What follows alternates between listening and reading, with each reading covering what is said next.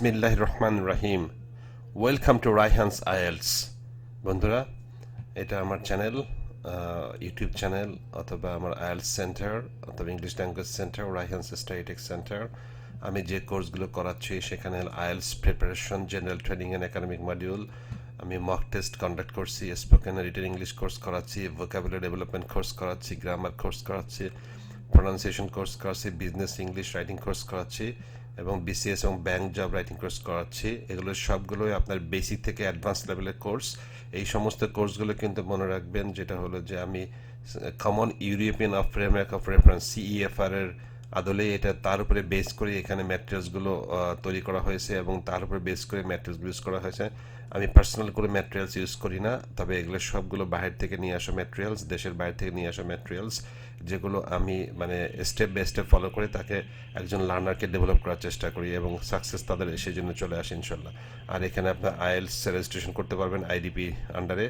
আপনার এখানে পরীক্ষার জন্য রেজিস্ট্রেশন করতে পারবেন এবং পরীক্ষা দেওয়ার পর সার্টিফিকেটটা আপনার এখানে চলে আসবে, এখান থেকে সার্টিফিকেট আপনি নিতে পারবেন। আর আমাদের আছে এখানে কম্পিউটার ট্রেনিং কোর্স, যেটা আপনি এখানে বেসিক থেকে অ্যাডভান্স লেভেলের ট্রেনিং কোর্সগুলো করতে পারবেন। এই ছিল আমার সংক্ষিপ্ত পরিচিতি।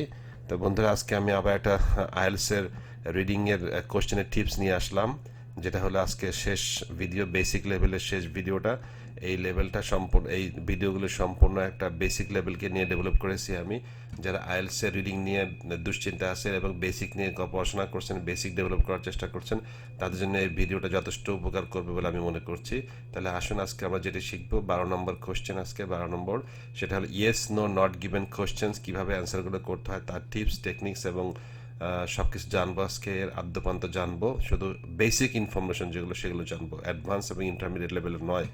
তাহলে এগুলো শুরু করার আগে আজকে দেখি না আমরা একটা স্যাম্পল কোশ্চেন দেখে নেই। আমাদের স্যাম্পল কোশ্চেনটা কেমন, এই দেখেন একটা রিডিং টেস্টের একটা 32 থেকে 37 পর্যন্ত একটা কোশ্চেন আছে, কতগুলো 5টা কোশ্চেন আছে। তাকে ইয়েস নো নট গিভেন লিখতে হবে অ্যান্সারগুলো। তাকে do the following statements agree with the claims of the writer in reading passage 3। এটা প্যাসেজ 3 থেকে দিয়েছে। In boxes 32-37 on your answer sheet write yes no not given, অর্থাৎ 32 থেকে 37 নম্বর অ্যান্সার শিটে আপনাকে ইয়েস নো নট গিভেন লিখতে হবে। Yes কি হবে, if the statement agrees with the claims of the writer, অর্থাৎ আপনার যদি স্টেটমেন্টটা, যেটা স্টেটমেন্ট আপনার 1 নম্বর যে স্টেটমেন্টটা দেওয়া হবে সেটা যদি আপনার রাইটারের সাথে অ্যাগ্রি করে, এক রাইটার যা বলেছে স্টেটমেন্টও একই বলছে, তখন ইয়েস হবে। If the statement contradicts the claims of the writer it will be no. যদি স্টেটমেন্ট যেটা দেওয়া হয়েছে কোশ্চেনে সেটা রাইটারের যে ওপিনিয়ন দেওয়া হয়েছে টেক্সটে তার সাথে ডিসঅ্যাগ্রি করছে, অর্থাৎ কন্ট্রাডিক্ট করছে, তখন এটা নো হবে। আর if it is impossible to say what the writer thinks about, যদি এটা একদম মানে আপনার ইয়েসও পাচ্ছেন না, নোও পাচ্ছেন না এবং এটা কোনো ক্লুই পাচ্ছে না, তাহলে সেটা হবে নট গিভেন। এই হলো আপনার সম্পূর্ণ একটা basic idea.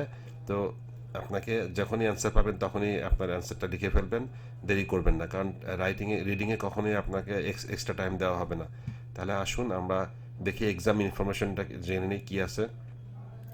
In the exam, you may be asked to demonstrate that you understand the points of view expressed in a text.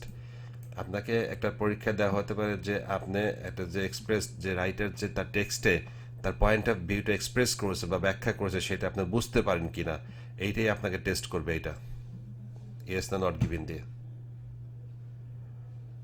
You will be given a list of statements which represents an opinion. আপনাকে একটা list of statements দেওয়া হবে which represents an opinion, অর্থাৎ রাইটারের opinion এটাকে express করবে। একটা list of statement দেওয়া হয়, 5 থেকে 7টা স্টেটমেন্টস দেওয়া হবে। এই স্টেটমেন্টগুলো আপনার প্যাসেজে রাইটারের সাথে অ্যাগ্রি করে না, ডিসঅ্যাগ্রি করে না, বা কোনো ক্লুই খুঁজে পাওয়া যায় না, সেটার উপরে আপনাকে যাচাই করা হবে। You have to read the text to find out if the writer expresses these opinions or not. আপনাকে টেক্সট পড়ে এটাকে এবং স্টেটমেন্ট এবং টেক্সট পড়ে সিদ্ধান্তে পৌঁছতে হবে যে রাইটারের এই ওপিনিয়নটা এখানে দিয়েছে নাকি দেয় নাই। If the writer shares the opinion in the statement, your answer will be yes. যদি স্টেটমেন্টটা রাইটারের ওপিনিয়নের সাথে একই হয় তাহলে সেটা হবে answer yes. If the writer contradict the statement, your answer will be no. আপনার স্টেটমেন্টের সাথে রাইটারের ওপিনিয়নটা কন্ট্রাডিক্ট করছে, অর্থাৎ মানে স্টেটমেন্টের সাথে রাইটারের ওপিনিয়নটা ডিসঅ্যাগ্রি করছে, তাহলে সেটা হবে no. If it is impossible to know from the text what the writer's opinion is about that the subject, your answer will be no. যদি এটা আপনার খুঁজে বের করতে মানে অসুবিধা হয় এবং পাচ্ছেনই না, ইয়েসও পাচ্ছেন না, নোও পাচ্ছেন না, এবং এটার কোনো ক্লুই খুঁজে পাচ্ছেন না, তাহলে এটা হবে মানে নট গিভেন, মানে এই বিষয়ে কোনো ডিসকাসই করা হয়নি। The information in the text will be in the same order as the list of statements. আপনার স্টেটমেন্ট এবং টেক্সটের অ্যান্সারগুলো সিরিয়ালি থাকবে, অর্থাৎ 1 নম্বরটা আগে থাকবে, তার নিচে 2 নম্বর থাকবে, তার নিচে 3 নম্বর থাকবে, 3 নম্বর নিচে 4 নম্বর, 4 নম্বর নিচে 5 নম্বর, এই 5-এর নিচে 6 থাকবে। এটা স্টেটমেন্ট। এটা কখনোই আপনার 3-এর আগে কখনোই 4 পাবেন না, কিংবা 5-এর আগে কখনোই 2 পাবেন না, 5-এর নিচে কখনো 2 পাবেন না। আপনাকে সিরিয়ালের একে পাবেন, 1-এর অ্যান্সার আগে পাবেন, 2-এর অ্যান্সার পাবেন, 3-এর অ্যান্সার পাবেন, 4-এর অ্যান্সার, এভাবে সিরিয়ালি আসবে আপনার। অর্থাৎ স্টেটমেন্টের সাথে টেক্সটের অ্যান্সার একটা সামঞ্জস্যপূর্ণ থাকবে, অর্থাৎ সিরিয়াল মেনটেন করবে অ্যান্সারগুলো, তাহলে এটা খুঁজে পাওয়া সহজ, খুব জটিল বিষয় না। You must always answer according to the information given in the text. আপনি সবসময় কিন্তু ইনফরমেশন টেক্সটে যেটা দেওয়া আছে তার উপর বেস করে আনসার দিবেন, নিজের কোনো মতামত দিয়ে আপনি আনসার করবেন না। To help you determine if something is not given, look for synonyms and paraphrases. আপনার to help you determine if something is not given, যে আপনার নিশ্চিত হওয়ার জন্য কোনো কিছু মানে টেক্সটে দেওয়া হয় না, তাহলে অবশ্যই সিনোনিমস এবং প্যারাফ্রেজ ইউজ করেন। সিনোনিম এবং প্যারাফ্রেজ, লুক ফর সিনোনিমস এবং সিনোনিম এবং প্যারাফ্রেজ খোঁজার চেষ্টা করেন টেক্সটে, তাহলে আপনি অ্যান্সারগুলো পেয়ে যাবেন। If none appear, the answer will probably be not given. যদি কোনো কিছু না আসে, আপনার পাচ্ছেনই না, আপনার রাইটার অ্যাগ্রিও করতেছে না, ডিসঅ্যাগ্রিও করতেছে না, এবং কোনো কিছু ক্লু খুঁজে পাওয়া যাচ্ছে না, মিল পাচ্ছেন না খুঁজে, আপনার স্টেটমেন্টের সাথে টেক্সটে কোনো মিল পাচ্ছেন না, তাহলে সেটা প্রবাবলি বি নট গিভেন, সম্ভবত এটা দেওয়া হয় নাই, আলোচনাই করা হয়নি কথাগুলো নিয়ে। But even if you do not find paraphrases, be careful. It may be that the topic is mentioned but not in the relation to the statement. কিন্তু আর একটু খেয়াল রাখবেন, but even if you do not find paraphrase, যদি paraphrase আপনার পাচ্ছেন, if you do find paraphrase পেয়ে গেছেন, be careful, সতর্ক থাকবেন। It may be that the topic is mentioned, topic নিয়ে আলোচনা করা হয়েছে, but not in relation to the statement, কিন্তু স্টেটমেন্টের সাথে সম্পর্ক নাই।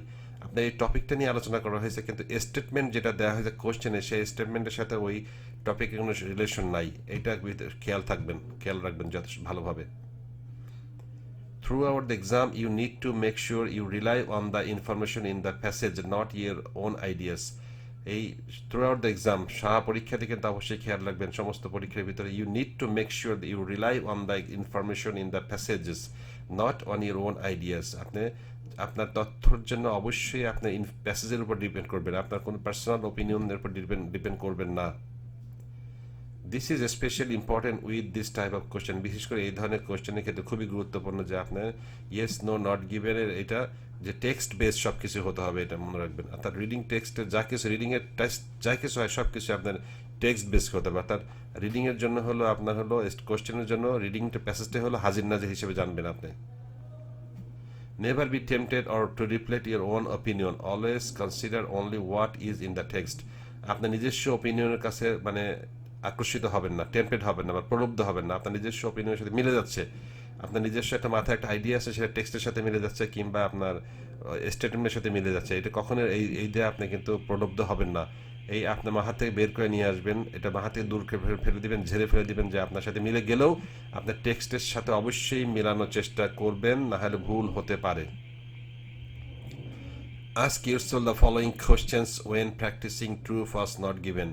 আপনি যখন true false not given question practice করছেন, এই নিচের কোশ্চেনগুলো আপনার জিজ্ঞাসা করেন।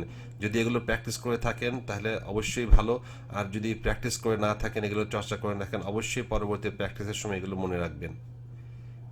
Did you remember that the questions are in the same order as the information in the text?